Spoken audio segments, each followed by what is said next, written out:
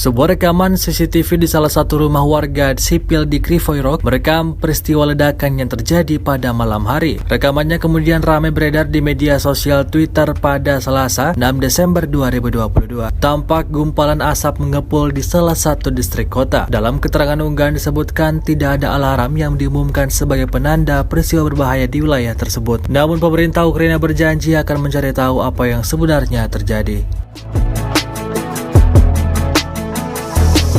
Selama invasi berlangsung, Rusia melaporkan 339 pesawat Ukraina, 180 helikopter, dan 2.628 kendaraan udara tak berawak serta sistem rudal anti pesawat dieliminir oleh pasukan Vladimir Putin. Dari kubu Kiev, Kementerian Pertahanan Ukraina melaporkan 540 tentara Rusia dieliminir dalam 24 jam terakhir. Total 91.690 prajurit Federasi Rusia meninggal sejak awal konflik hingga hari ke-286.